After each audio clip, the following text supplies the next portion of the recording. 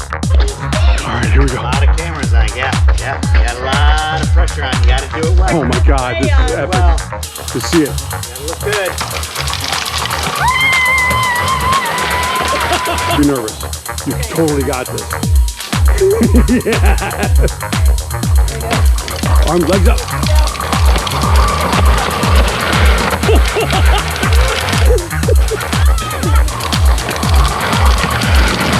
Whoa, whoa.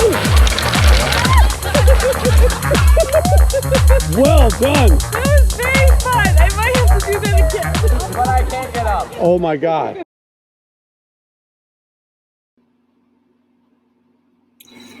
Oh, Sunday. Live stream day.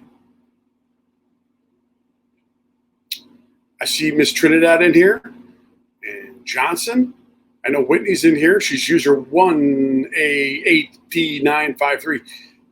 Can everybody confirm that they can hear me? Someone just say they can hear me. Okay, that's great. Sounds good. All right, let me bring in Whitney here. Hold on, Whitney. I'm gonna send you an invite. Bang.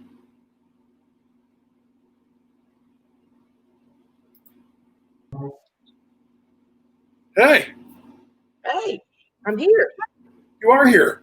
I was hoping that these AirPods would work, but they're not. So we just have to put them down. How you been in the last hour and 40 minutes? Good? Anything exciting happen? I played Tetris with my kids, No, that's very exciting. and they beat me. Did they? Do you find My that when you 10-year-old. Do you find that when you play Tetris that you just want to go back after you've lost and just go after it all over again, or do you want to just throw it against the wall? Oh no, I want to go back. You do? Yeah, I'm the same way. And I have to, like when I go to bed, I'll be dreaming about the blocks falling. Like I close my eyes and I see them falling. Right, like do you obsess about which way you should turn them, like right or left? I love it. It's terrible. That's awesome. It's so wonderful that we can identify with that madness. Yep. So I'm thinking we'll give everybody a couple minutes and then we'll just dive into this thing. What do you think? Works for me. So it's 8 o'clock in Mississippi. Is that what you're telling me? Yep. It's 8 o'clock. So Feels like 9. Right. Feels like that. So are you, how does it work? Are you like a Mississippi State fan or what? How does that work? Are you a football player? Or do you not I care? don't care. Okay, got it. Now, my husband is a UT fan, volunteers, and a Steelers fan. Okay. Because, he was born in 1970. And okay, so he turned 50 this year. I know. So yeah. And so when he was growing up in the 70s, the Steelers were the ones winning all the Super Bowls. So he's a Steelers fan. Well, I can understand that because I watched the Steelers play too with Terry Bradshaw. And Yep. that's when football was football, right? Is he from that area? No, he's from Memphis, from here. Yeah. Well, I'm in Mississippi, but I'm in the Memphis, Tennessee metro area. So, yeah. Wow. Now, I'm from Louisiana, or I was born there. Where in Louisiana? You ain't never heard of it, I promise. Well, I used to live in Covington, Louisiana. You know where that is? No. How I about- moved here when I was 12. So, I don't know all that stuff, but I was from a little bitty podunk town called DeRidder. Where is that? Is that near New Orleans? Heck no, it's like on the Texas side. Lake Charles. You heard of Lake Charles? I haven't. But They just got hit really bad by Hurricane Laura, really bad. So, Fort Polk, military people would know Fort Polk. Fort Polk. So you're closer to Texas then? Yep. Okay. Or I was. I haven't been there in like 6 years. So you don't miss it? No. All right. I don't miss the mosquitoes. Yeah, no, listen, it gets muggy down there. It's like, Yeah. I don't understand how people wear jeans in like July. I would die. No. Mm-mm. It's just bad. All right. So before we jump into this, I just want to ask Trinidad and Johnson if they have any questions at all as it relates to, you're coming to get some questions answered from an accounting perspective. Is there questions that you guys have now, or were you hoping that we would go through this and, you could ask questions after the fact? Or maybe you're not even listening, which is fine too. I'm not interesting enough. No, you are. Trust me. Okay, cool. Let's do that. So, Whitney, let me just say this before we get jamming, right? Like, I know I reached out to you on the private Facebook group, and I've seen that you were answering, relevant accounting questions, and people are asking about LLCs and sole proprietors and things like that. And I just went for it. I was like, hey, you need to be on the live stream, right? Mm-hmm. Right. Exactly. Canada. Good. So you were just like, of course, why wouldn't I do that? Which I'm grateful for. So I just want to say thank you before we get started. Well, you're welcome. Okay, good. Happy to help. I know you are, which is great. All right. So I think a good way of going through this would be, why don't we just sort of go through the process of a yard carter, which you're going to be soon, would go through, the typical, let's just call it process of trying to determine whether or not you're an LLC or a sole proprietor, or I know that there's other things, but before we get started, I think we all need to know kind of what that process looks like. So can you share with us the difference between the LLC and a sole proprietor, so we no longer have to worry about answering that question anymore? Okay, so a sole proprietor, it is you individually working for yourself, just you. You, on your income tax return, when you go file in March, y'all file in March, don't wait until April. Don't file an extension and then wait until October. People know that you don't do taxes. I hate taxes, but don't do that to your accountant. Don't postpone. So when you file your tax return, if you're just a sole proprietor, you're only going to file one tax return, and you're going to have this additional schedule on it, a Schedule C for the sole proprietorship. Okay.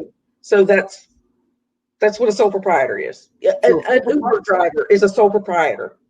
So a sole proprietor, I think a good way of explaining it compared to an LLC is someone who doesn't have corporate protection. And what I mean by that is as a sole proprietor, if I'm an Uber driver, or maybe that's a bad example, but let's just say I'm a landscaper and I run over my client's dog and they sue me, which would be terrible. That's not funny. It's terrible. It's a bad example. Really bad example. They run over your dogs and they decide that they're going to sue me. They will sue me as an individual, and they will be able to essentially sue me for anything that I have and anything that I'm worth, correct? Yes, correct. Okay. And it doesn't cost anything to be a sole proprietor, does it? Well, you'll want to register like your business name. Right. So with the Secretary of State, whatever state you're in. So that's going to cost a little bit of money. But and then when you get your income tax return, it's going to cost more than if you just had a W-2. So, because they're going to spend more hours on your tax return. So it's going to cost a little bit more, but you're not going to have all the fees involved that you would if you didn't have that. So like if I was a W-2 employee and I worked for a corporation, you're saying that my taxes that I would file would be simple as a W-2, but when I'm a sole proprietor, there's more forms I gotta add, right? Well, you remember whenever they had the 1040 EZ? Oh yeah. Okay, they don't have that anymore. But that would be a quick $40 to prepare at H&R Block. With a Schedule C, H&R Block's going to charge you like $500. Wow, really? So ask me how I know. So I don't do my own taxes. So, but Yeah. So with a Schedule C, with a small business, whether you're a sole proprietor, LLC, whatever, it is going to cost more to get your taxes done. Period. That's just the way it is because there's more work involved. So, but we'll also get into what that means after we've determined whether we're going to be a sole proprietor or an LLC. Right. So the advantage is, so I have the option to be a sole proprietor. We understand that.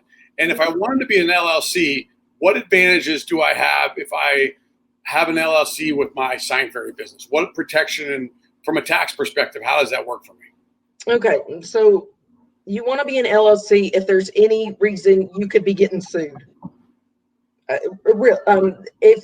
If you're doing bounce houses, if you want to expand yard cards into bounce houses, well, let's say the wind picks up the bounce house and pulls the stakes out of the ground and a kid breaks their arm.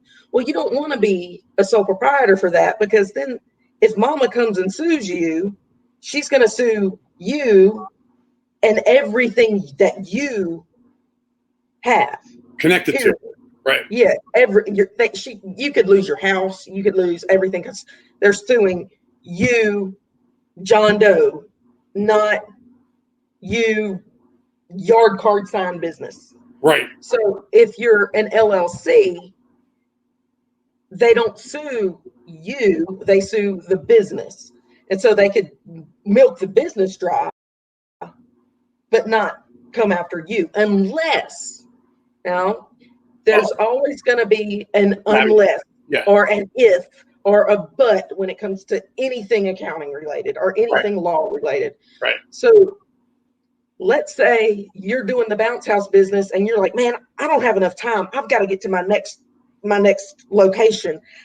It's not windy. I'm not going to stake this moon bounce down. We'll be fine. And the moon bounce flips over and the kid breaks his arm. Then you're getting sued for negligence. So right, because we didn't put the bounce thing staked on the ground. Right. So you can still be sued for that. You personally. Right. I mean, your business will get sued and you. You get double down. You get double down? Yes, if you're negligent and you're an LLC. So, you've got this weight game. Right. But yard cards. Right. Okay. So you're putting some signs up in somebody's yard. So you have a contract. I hope everybody has a contract that they have their customers sign that says, you, by signing this contract, by agreeing to this rental, by paying for the rental, whatever yours is worded, says, I agree not to touch the yard signs, not to let my kids play around the yard signs, not to move the yard signs, et cetera, et cetera, et cetera.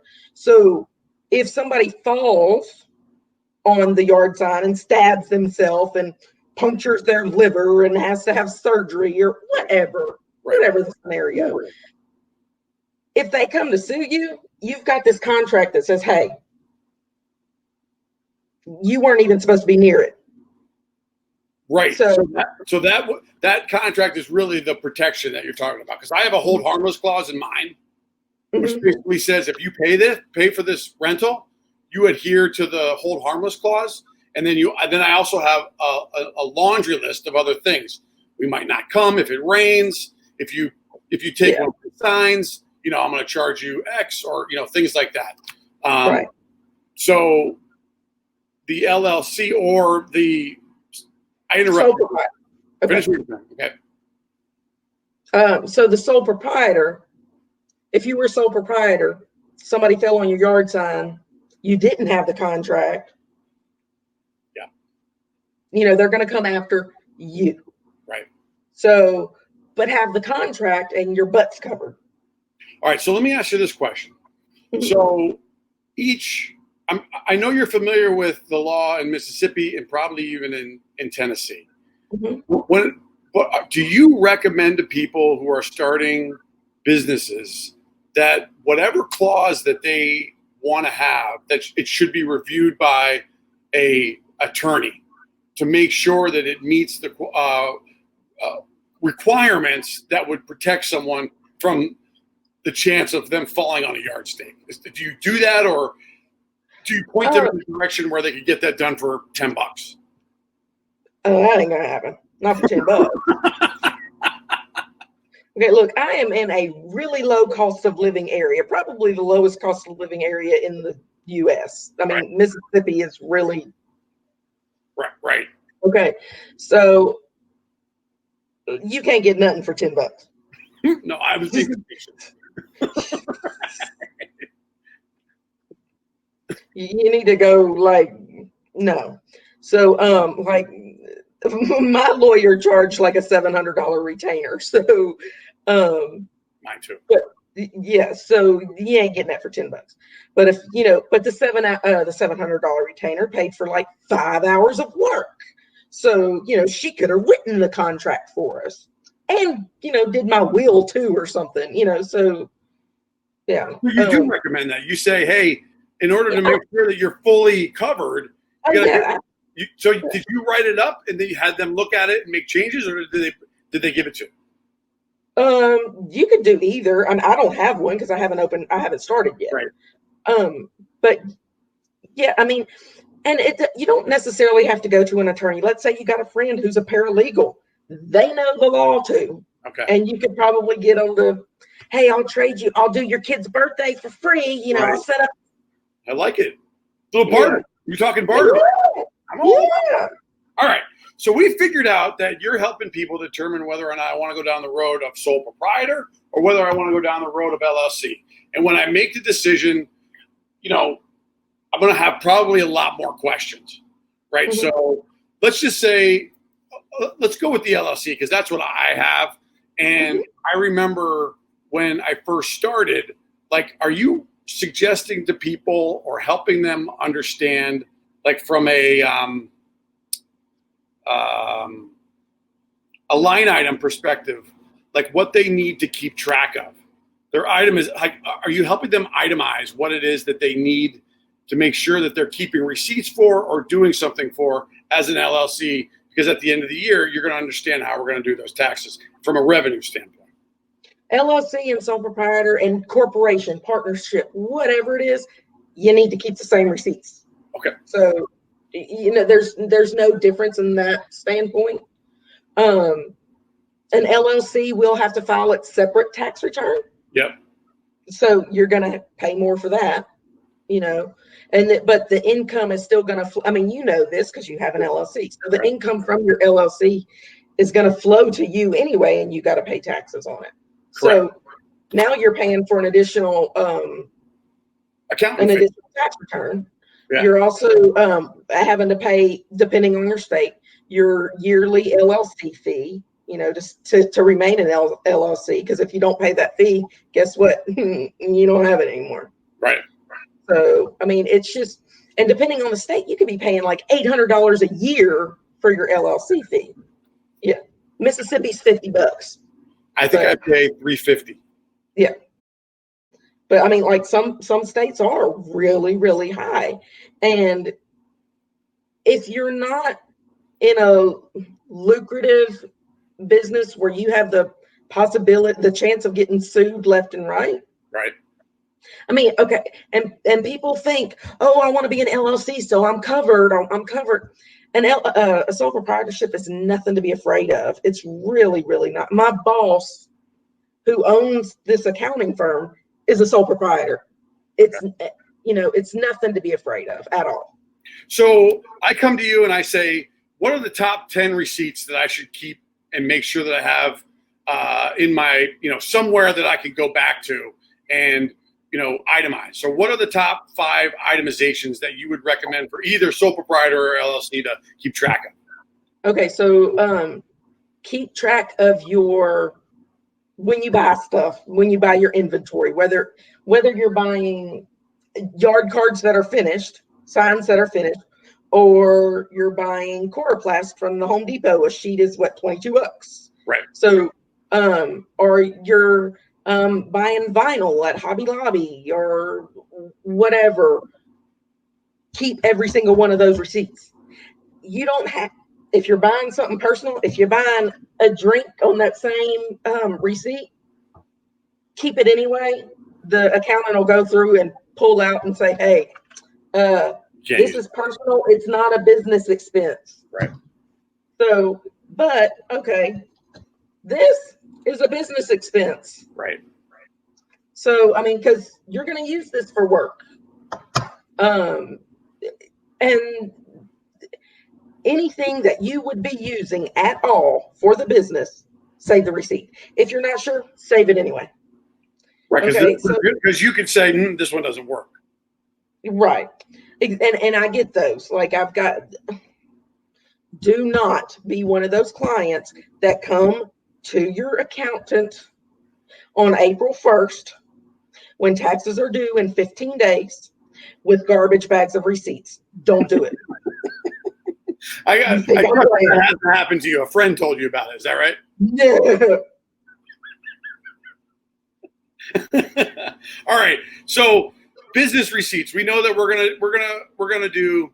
Yes, Johnson.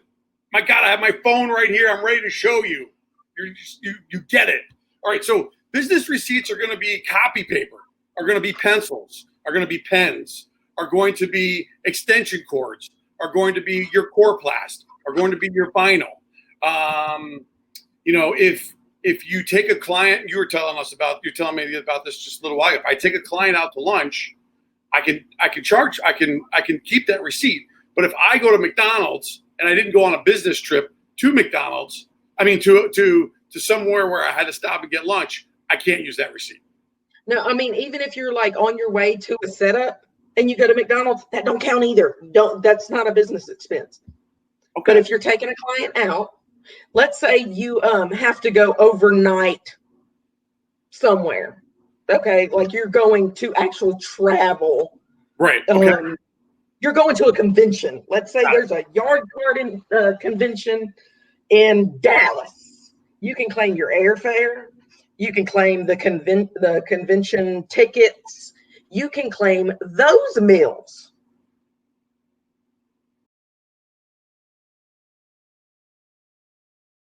Ask you what accounting software you use. So I use QuickBooks, but Online.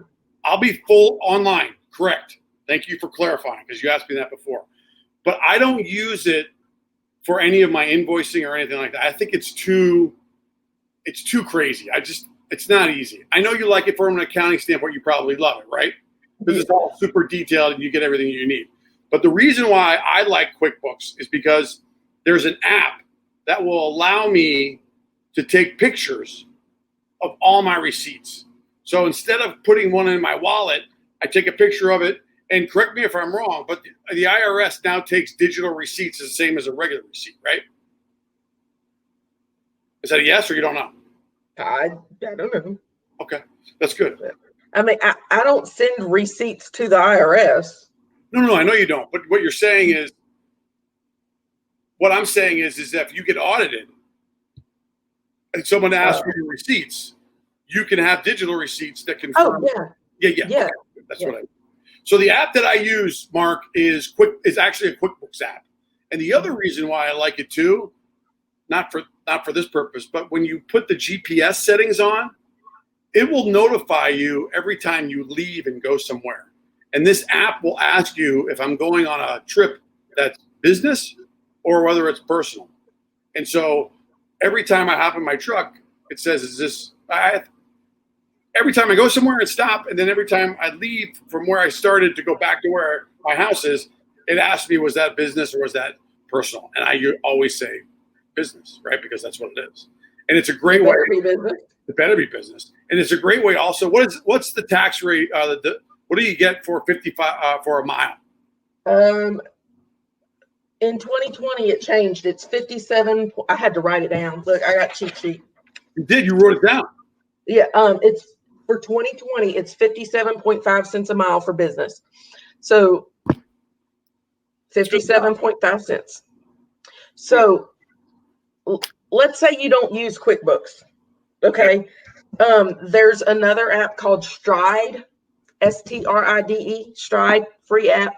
And you turn it on and say, I'm leaving, and it starts counting your miles. Really? And so I used to do Uber. Of course you did. I've done everything. It's really bad. You're just a I've got ADHD. I've got ADHD.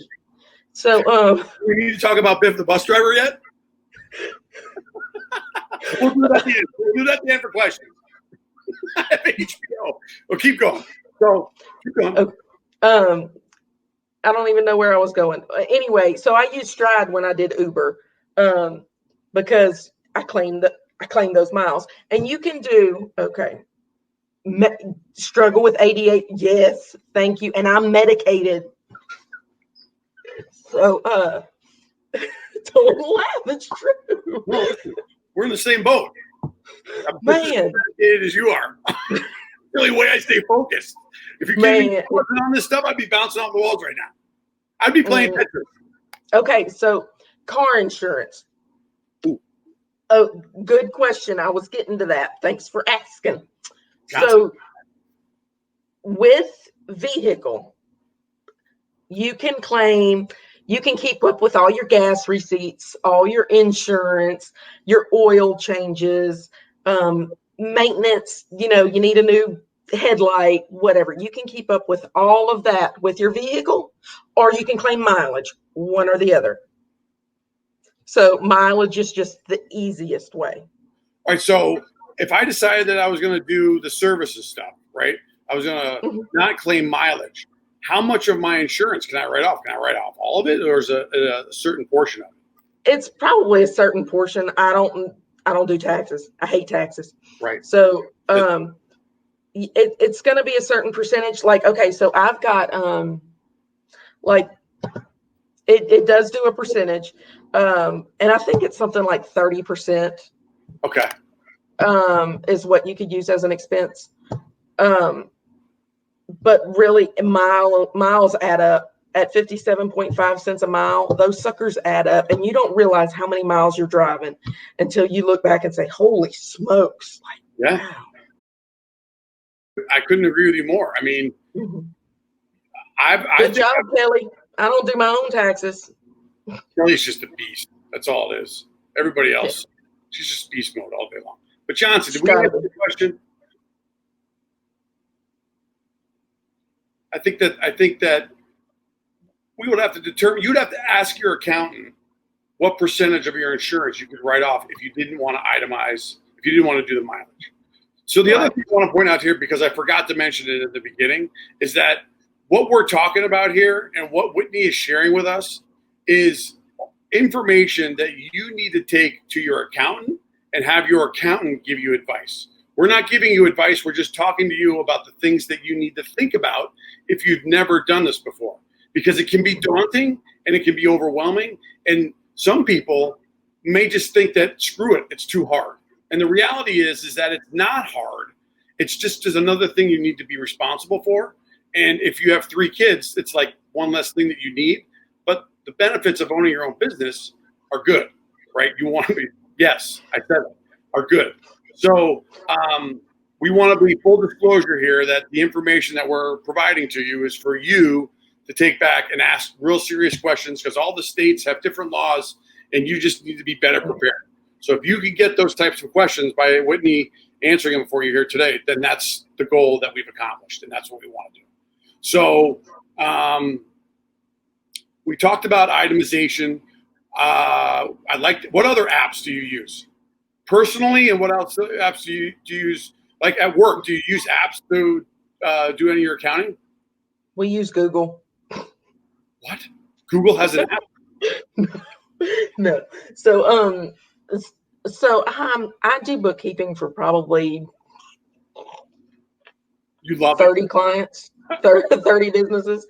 And my bookkeeping, it's everything from accounts payable, so I pay their bills, accounts receivable, I send their invoices to get their money. Right.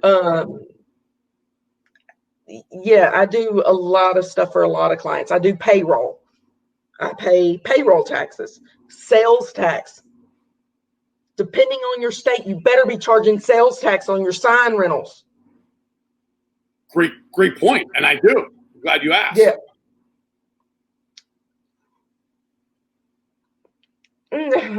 No, not really. Yeah, we're not. we're not really taxing. We're not talking about taxes, but it's a good Well, I question. mean, sort of. So let me just say this. So I think it's important to mention that regardless of whether you're a sole proprietor, and you need to correct me if I'm wrong, because this is just my understanding. You do this, you tell Rennick wrong, okay? But it's my understanding whether you're a sole proprietor or whether you're an LLC. If you're a sole proprietor, okay, and you make $30,000 in your yard sign business, okay, you would deduct whatever expenses that you had from that $30,000, and then you would add the remaining as income that you have to pay taxes on your tax return. Is that how you understand it? Yes. Okay. So then, yes. right. I'm like, we're just saying 80%. Well, okay. So I get after it. Okay. Go. Hit me. okay. You can play numbers. And yeah, so I'm not launching my business until January. I'm waiting until the beginning of the year. I don't want to start now. I don't have the inventory yet now. I mean, I have some, but not whatever. So my expenses that I'm starting to buy now, you would think, oh crap, at December 31st, I'm not going to be able to claim these next year because it's the end of the year. No, I haven't started my business yet. This stuff that I'm racking up now, I can use that on my 2021 taxes, even though I spent it in 2020, because my business isn't in business yet. I'm not a business yet. I'm not established yet. Or I haven't opened my business yet. So my business isn't going to have a tax return because it doesn't exist yet. It doesn't exist. But I am racking up expenses. So my expenses now can be part of my 2021 taxes. So I'm still hanging on to all my receipts. But regardless of whether you start your business or not, saving your receipts, you can apply those receipts to an upcoming. Okay, go hit me. If you have not started your business yet, you can apply them. Now, you're already in business. Don't hang on to your receipts and say, oh, I'm going to save these for 2021. No, right. Okay. Yeah. But you brought up something that I think is really relevant. And just by your play on words, right? So what we want all of you to also understand is that accountants will also help you understand what expenses you might not consider having or even knowing about. So, like, for example, I believe this was the case. In the state of Connecticut, when I registered my car, I was able to write off my registration on my tax. Yep. Okay? So I didn't know that. You can do that everywhere if you're itemizing. I mean, but if you got a business, yes, you're going to itemize. Okay. So then that's more than it's not just a state thing, it's a national thing.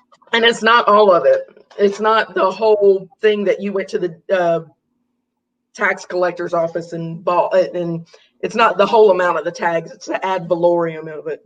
Ad valorem. What did you say about it? Are you speaking French now? It's funny you say that. I was Morticia last night for Halloween, and so I was up at my church, and them little old ladies were like, Whitney, don't you start speaking French. We don't want to see none of that. What did you call it? An ad valorem?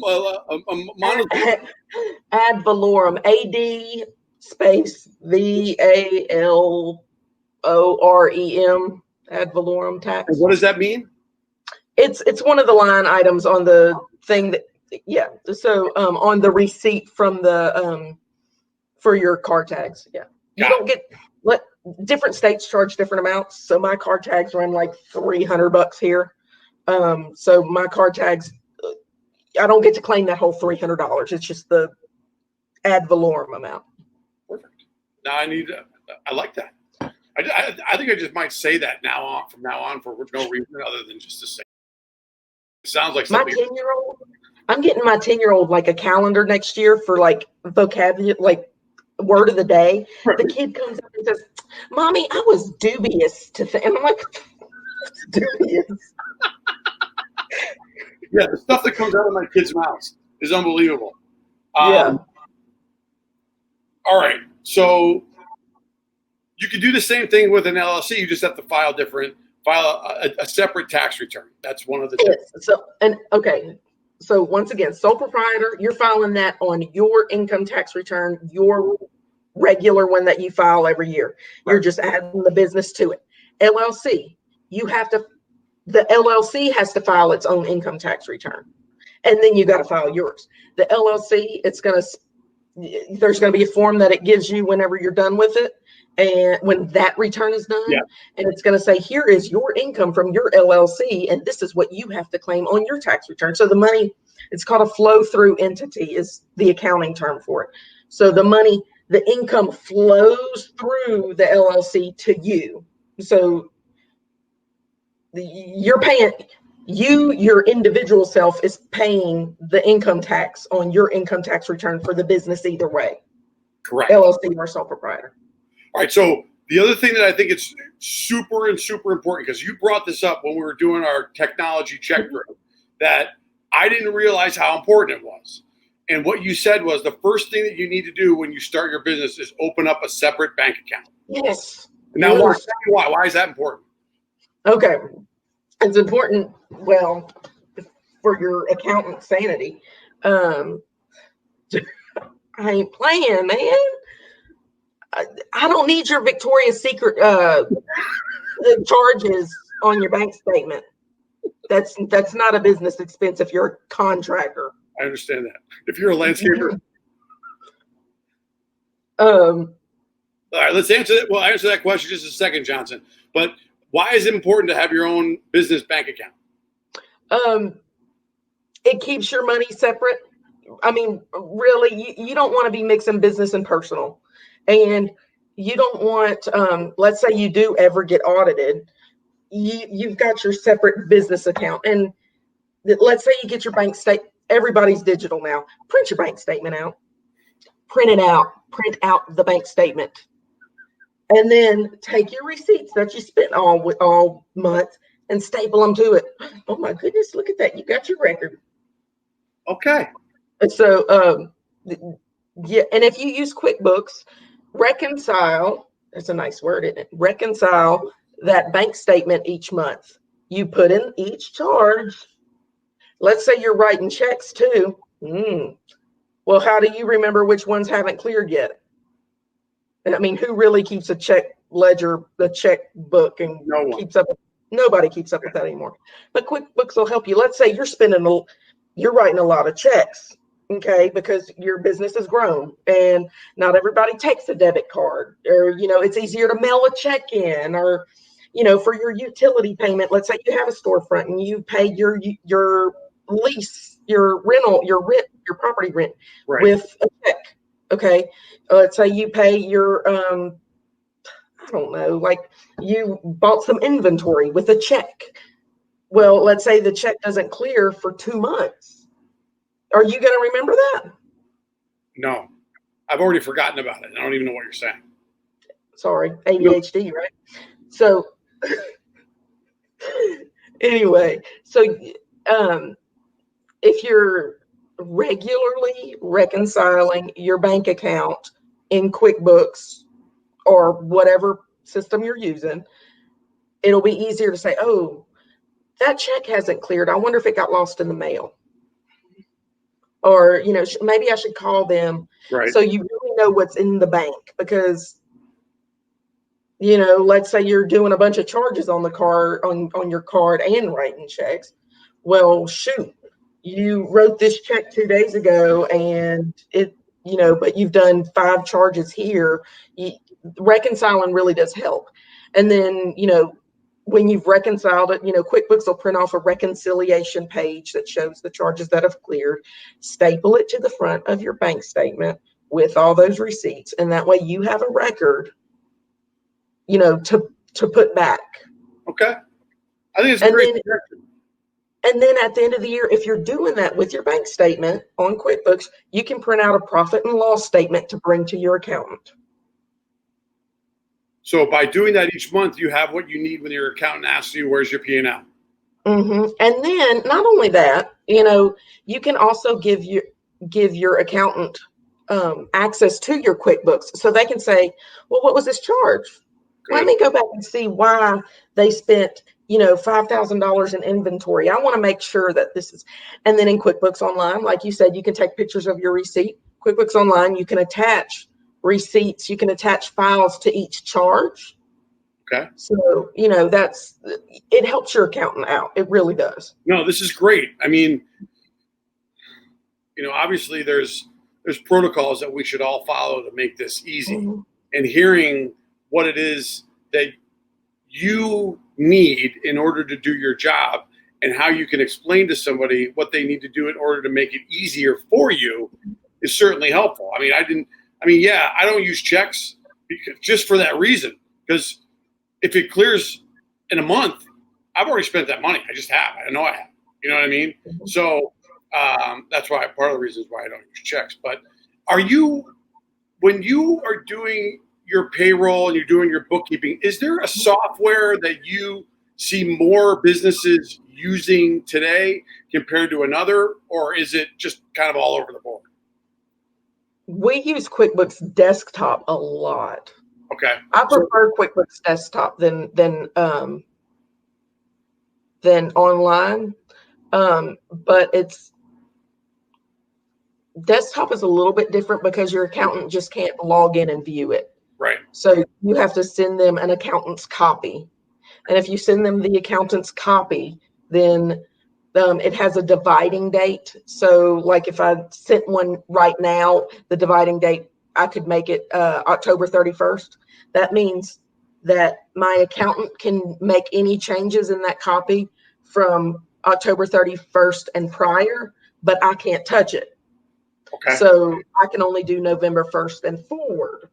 They can't do anything in November, but I can't do anything in October backwards. And so when they're done kind of making their changes, fixing things that maybe I put in there wrong, like maybe this wasn't repairs and maintenance, maybe it was small tools and equipment. Okay.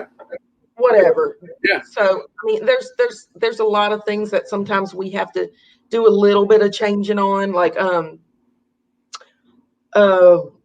okay, so sometimes a client will say, oh, this was furniture, fixtures, and equipment. FF&E is what the usual account is called in FF&E, furniture, fixtures, and equipment.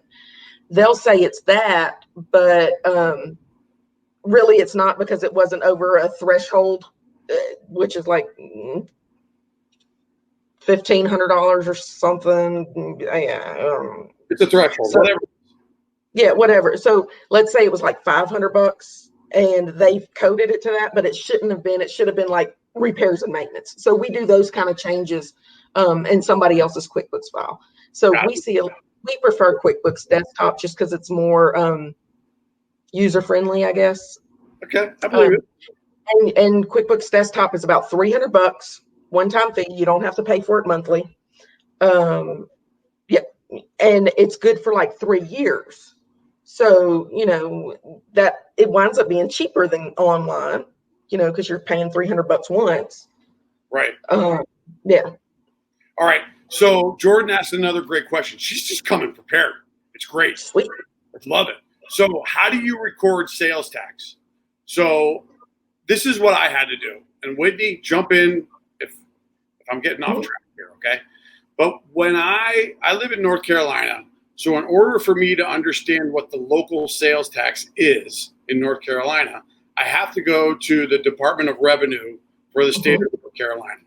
And because I live in a county in North Carolina, the county that I live in has a tax rate, okay? The other county next to me also has a tax rate. But here's the crazy part. It could be 25 percentage points more than in the county that I live in. But if somebody buys something from me in that county, I have to make sure that when I charge them, it's not 2.5%, which is my county, but 2.25%. That's y'all's sales tax? I'm just throwing out a number. Oh, I was like, holy crap, that's cheap.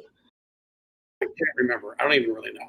But my point is that the Department of Revenue you're going to have to look at this stuff to determine the sales tax. Now, when you find that out, when you find that number, I use Square for all my invoicing, and in Square you can go in and there's a tax feature, and you can tell that when you create an invoice, swear out, you can tell it that every time I make an invoice and I send it out, you got to charge, state tax for that. And so if it's $100 charge and it's 6.5% or whatever it is, the invoice is for $106.50 or whatever it is. That's how you find that out. Okay, but let's say you want to be easy. Yeah. Go. Okay. Let's say you are taking cash and you don't want them to have to come up with 50 cents or 47 cents, depending on what your tax rate is, whatever. You don't want to have them dig around for change. So you're just going to say, I'm going to invoice you for $85 and that's tax included. This is where this comes in. Okay. You're saying it's a bad thing to do. No. Okay. No. You can do it either way. All right. So let's say this is, if you pay cash, I'm going to cut you a deal, right? Whatever, because when you use Square, you have to pay merchant fees, right? Correct. Those are tax deductible. Keep up with those.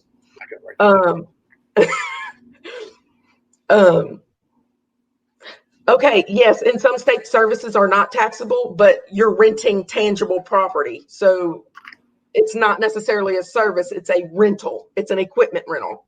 So rentals are taxable. So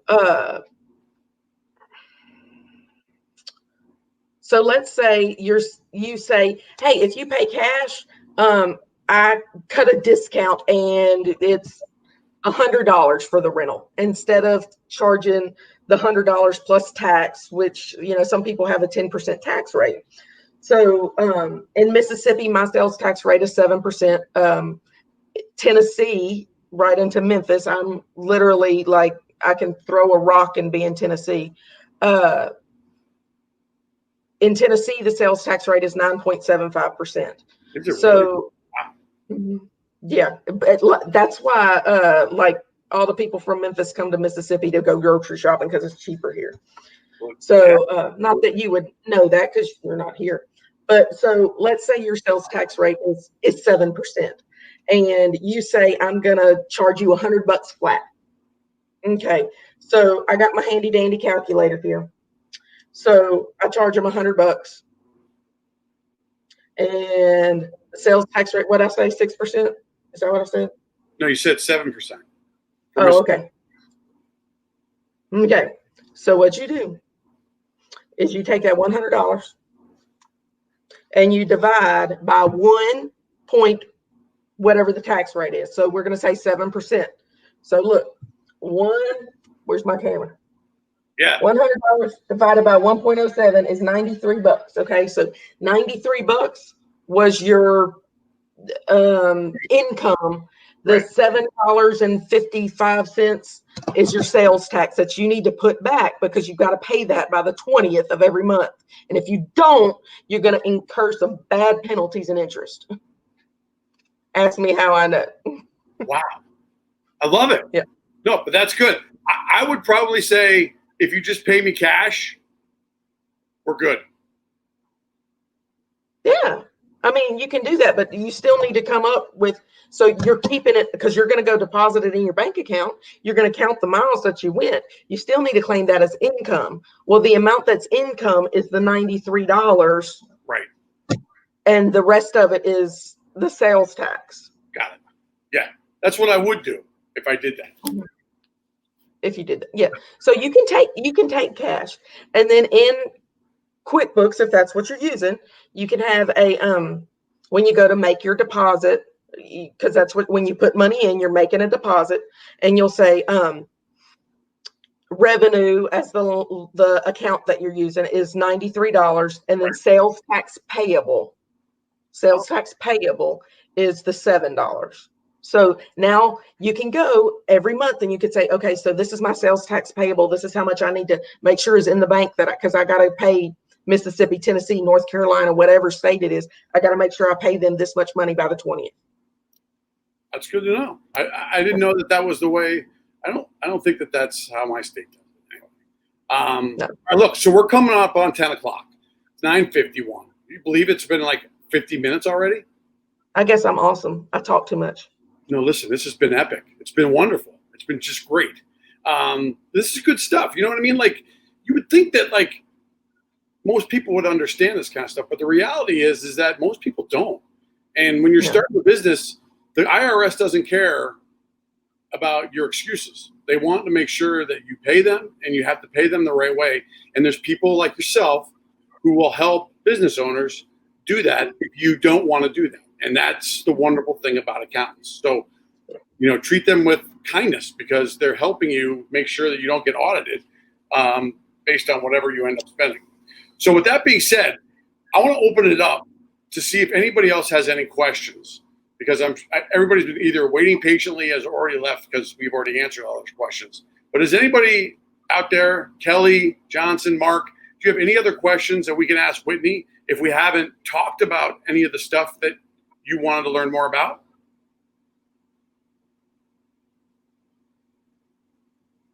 Yeah, it is. It's that kind of, and I said that on my video just this week, like, come with questions. I don't want to be sitting around like this. But it happens, man. It just does. Right. Hey, did you bring Biff the bus driver? Biff's, wow. Biff is outside. Biff, oh, wait, here we go. Biff is totally outside. Holy cow, Mark. Bring it, dude. I got to read this thing. Some cities, okay, in New Jersey, moon bounces are taxable, but right. Yes. Yes. All right, so everybody can read that. Exactly. Moon bounces are taxable because they're tangible property. They are a physical item that you're renting to people. A magician, they ain't keeping the magician. The party people aren't keeping the magician, the clown, the DJs. It is a service. What we're doing, the yard cards are staying with them for 24 hours. You are leaving tangible property at their property in their possession. So it is a rental. And so depending on your state, yes, it's a rental, and a rental is a sale, not a service. So that's why. Do what? It is taxable. Yes. Yeah, it is taxable. And yes, it can vary by state, but it's like there's not very many states that say that that it's not taxable. So I mean, I went through and I was looking today, looking to see if I could find them. They said every article I said it's very, very few. I didn't go through all 50 states plus Washington, D.C. to look, but that's a great question, Mark.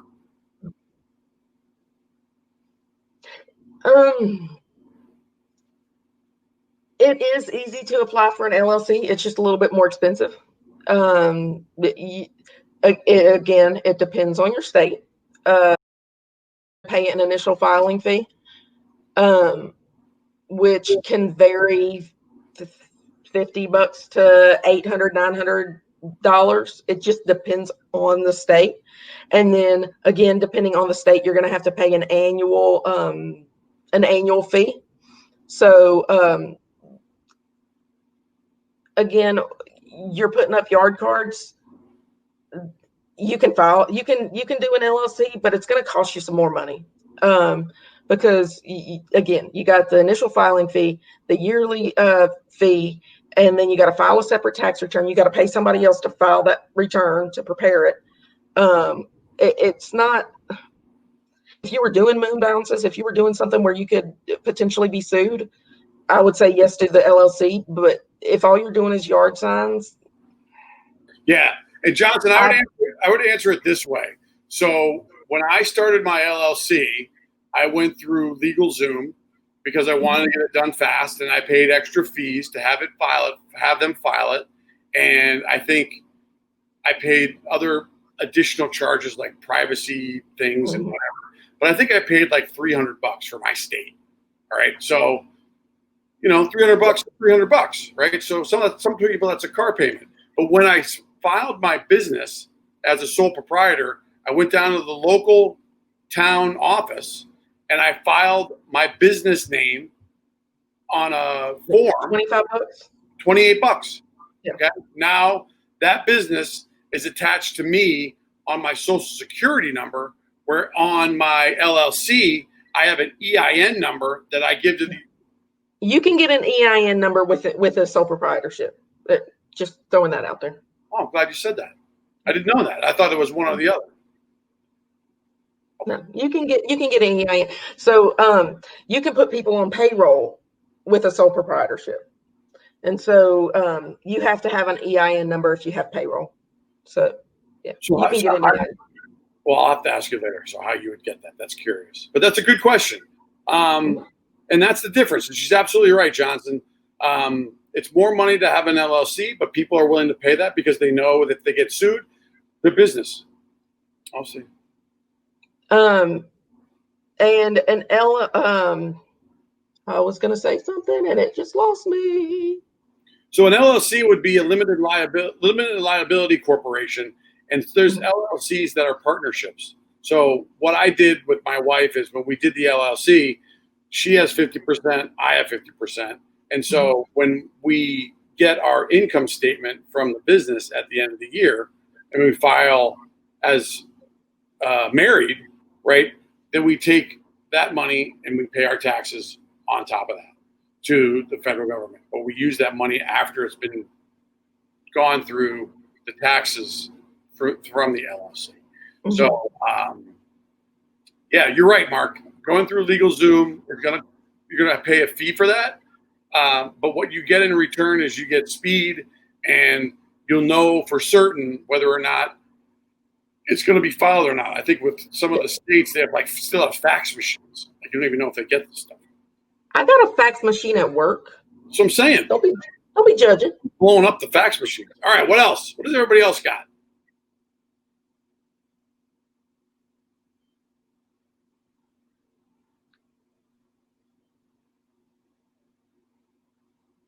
So what was one of the other jobs that you had other than Uber? Why don't you bring in Biff the bus driver? All right, hold on. So yeah. So I gotta set this up. So I said to Whitney, Mark's just bringing it. A lot of people want to use TurboTax. Yes, you save money in the front end, but a great accountant costs money. Yes. Okay, so I'm gonna go get the guy. You figure go get Biff. Yeah. So I don't do my own taxes. I hate doing taxes. So we always went to H&R Block. I've got 3 kids, the husband, a dog. Not that helps on my tax return any, but so we always went to H&R Block before I got the job where I'm at now. We would get back $2,000 on our tax return. Now, whatever, but we were paying like $500 for our tax return, but that's because I drove Uber. I always was doing something on the side. So my accountant, my boss, did my taxes this year. I got an employee discount, which means I didn't have to pay to have them done. But I got back $5,000 because he found more stuff that could have. He ran the numbers better. So I'm not knocking TurboTax or H&R Block or anything like that, but yes, a good accountant will get you more money. And my boss starts at $200 for just the federal, and that's just a basic W-2, but he's going to find everything he can get you. Are all these fees still covered with the tax deductions for this following year? So in the long run, you're getting it back or no? So a deduction is not a deduction, and that's where a lot of people get confused. A deduction is not saying you're going to get this money back. A deduction is saying, okay, I brought in $50,000 in my business. That's how much money I had deposited in my bank. That's how much money I received. That was my revenue. I received $50,000, but I spent $20,000 on yard cards. Well, that's your deduction. Are you going to get $20,000? No. It means 50 minus 20 equals 30. So it's lowering that income that's taxed.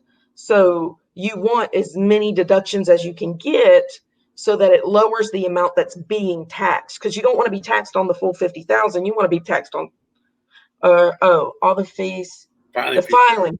Oh, okay. Okay. So can I write off my charge of you doing my taxes or any accounting work? Yes. Yeah. Yes, you can write off accounting work. Absolutely. And that's why people pay for a bookkeeper. You know, you could pay 150 to, I don't know. I've got one client, we charge $2,100 a month to do his bookkeeping. So we write,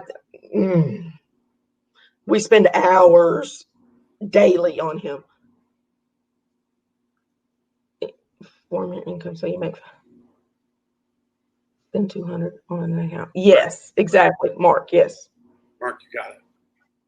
All right. Yes. And it, yeah. No, all I was going to say is that when Whitney and I were connecting to make sure, exactly, Mark, you got it, buddy. So I completely caught Whitney off guard. I said to her, you got to go to the website. You got to get a Biff shirt. She was like, what's Biff? Mark, she said that. She's like, what's Biff? Wow. I said, he's a bus driver. Right? I said that he's a bus driver. And then, right. And then what did you say? What did you say, Whitney? Well, when you said, I said, what kind of bus driver is what I said. You said, what kind of bus? And this is what I said, Mark. I said, he's the happiest bus driver that you can imagine. Right? Biff loves his job because his mouth is open the entire time. All the kids on the bus are just super excited all the time. And so Biff loves his job and he loves being with his kids because they're wonderful and because he's full of smile. And you got to just be like this guy. You got to be like Biff. Am I right, Mark? I know. Kids want to go to school and learn because of Biff. Okay. So what was your experience like? I drove a school bus and I hate children. Nobody smiles like that unless it's the last day of school and we just dropped off the last child. We hate kids. Nobody smiles like that. No. Oh no. Are you serious? Yes. People want yard cards because of it. If your home is a business,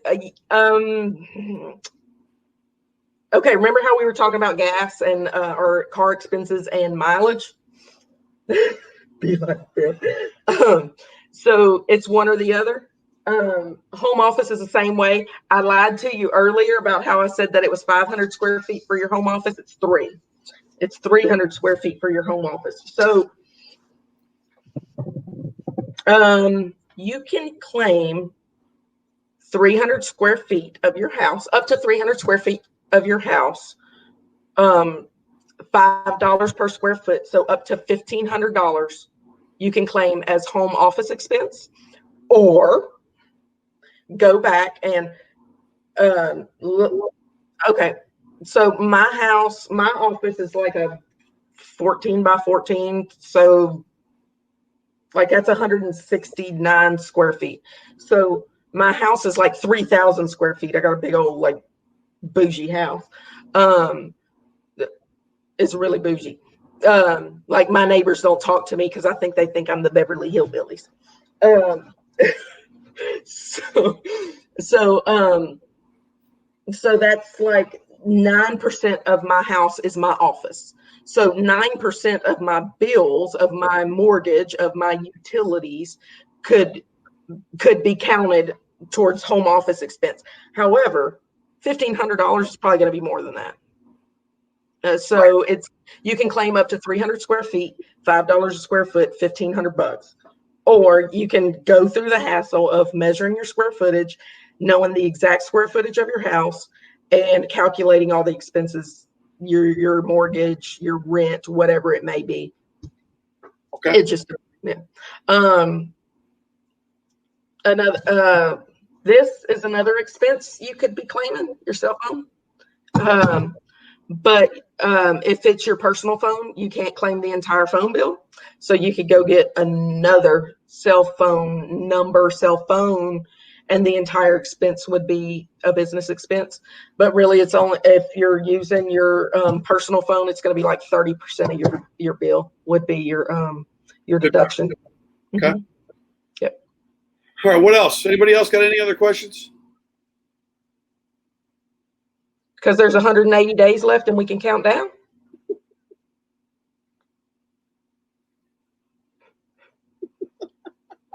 I hate kids. Okay. Bus driving made me hate children. Exactly. I've like had kindergartners spit in my face. I hate kids. We got to share the story. Share the story. What happened? You got to do it. Okay. This one, Mark. This is good. This one made me shattered me. All right. So this shattered me. This is probably what Biff might have to go through on any given day, but he still loves it. Go ahead. You don't. Okay, so I drive in DeSoto County, Mississippi, which is the largest school district in Mississippi, and that's, it sounds like I'm saying something, but it is Mississippi. Whatever. We got there's 42 schools, about 500 school bus drivers. So we're not allowed to talk on the phone while we're driving the school bus. That's a big no-no. And it's a good no-no. It's a good rule. So they called me on the radio. It's like a CB radio, only it's got a channel on it where only the bus drivers can hear it. Got it. So they call me and they say, bus, I ain't gonna say my school bus number because I ain't putting that there. I don't drive anymore, but I'm just saying. They said, Whitney, we need you to call the shop. And I'm like, okay. Well, I was parked. I was sitting in front of the school waiting for it to open. The doors hadn't opened yet, early in the morning. And I get on the phone and I call them and they're giggling, laughing. They say, Whitney, you got the little boy who lives at XYZ? And I'm like, yeah, little Johnny, he's on the bus. And they said, well, he's got something in his backpack that you need to get from him. And I'm like, okay, well, what is it? He's going to get in trouble at school. You got to get it from him. I'm like, well, what is it? And they said, well, there's two of them. And he found them under his mama's bed. And I'm like, oh, crap. Does he have a gun? And they're laughing on the phone and repeating everything I say to everybody in the office. So bad. No, it's not a gun. One is black and one is red. Okay. So I'm like stuttering at this point because I can't come out and say the words that I want to say because I got little 5-year-old Sally and Susie sitting right behind me. And so they said, Whitney, he's got his mama's vibrators. And I'm like, well, I don't want to touch them. And they said, well, get you some paper towels or something. I said, and then what do I do with them? Where do I go knock on mama's door and bring them back to her? Okay. So I go and I'm like, look, my bus line is moving. I got to get off this phone. I'll figure something out, So finally they get back on the radio and they say, Whitney, let the school handle it, but just be discreet. Okay. You just said just be discreet to every school bus driver in the county. They all done heard it. So guess who just became the most popular bus driver among bus drivers? Everybody wants to know what please be discreet means. So I get up to the school and I say, little Johnny, you wait right there. Don't you move. He was a little punk anyway. So I tell the teacher, I say, hey, little Johnny, he's got his mama's vibrators in his backpack.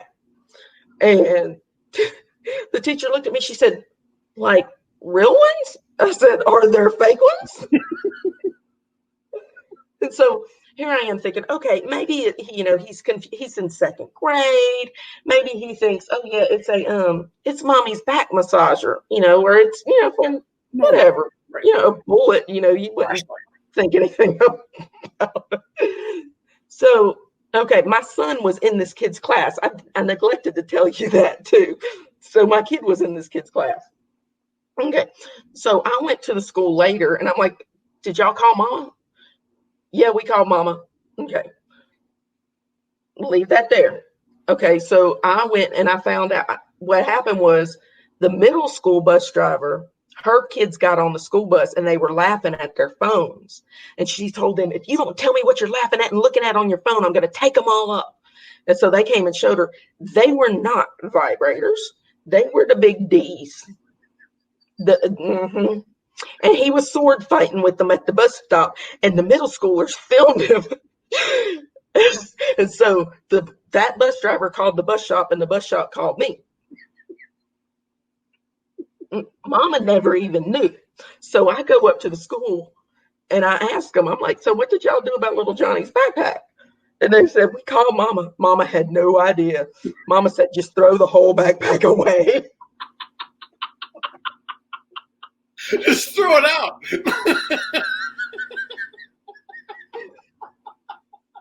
Yeah, I'm sure parent-teacher conferences were quite interesting, right? Man, that kid was so bad. Oh, all right, listen. Right, Big D. Listen, Whitney, this has been outstanding.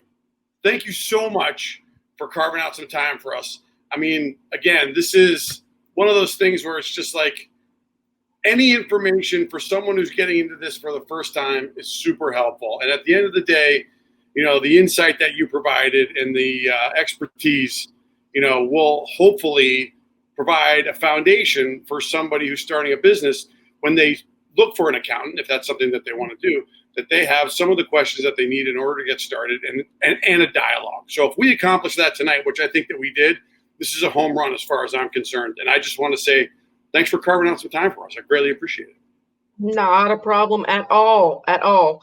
If y'all have any questions, you know, post it on the group. You know, if I see it, I'll answer. Send me a private message, whatever. I don't mind answering questions.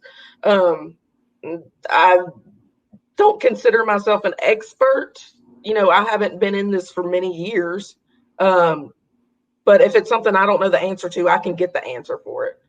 So not a resource. Mm-hmm. We got a resource that we can leverage. So yeah, that's it. I'm gonna record this thing. I'm gonna put it out on the internet. We're gonna see what happens. Ooh, okay. We might prompt people. By the way, I wanted you to know, have you watched, so do you know who the general is? Have you watched any of my YouTube videos? You don't know who the general is. That's fine. So, I know who, like, the general, the insurance guy is. No. So I call my wife the general because, right, there you go. You got it. She doesn't like to be on film at all. And there's a couple videos when I first started where she would come out and she hides her face and she just doesn't want to be on camera, which is fine. I totally respect that. But last night, she was out with the girls tipping a few fireballs back, which is not common for her to do, all right, which got her out of her shell. So some of the ladies were like, listen, take that pink big wheel and go up to the top of Lena's driveway, which has got this huge hill, and I want you to get on that thing and fire down the hill, fire through the road, and see how far you go. So she did it, and I caught it on my GoPro. And it's going to happen. It's going to go on one of my YouTube videos. I might even post it just alone in our private Facebook group to see what kind of reaction. Do you need the number to a divorce attorney? All right. We can obviously banter on for hours, but okay, go. Yeah. Yourself. I got to go pick up a sign actually. But again, thank you so much, Miss Whitney. And if there's anything that we can do to repay you back, please let us know. I'll take $1 million. That's it. It's in the mail. Oh, sweet. Have a great night, everybody. Bye.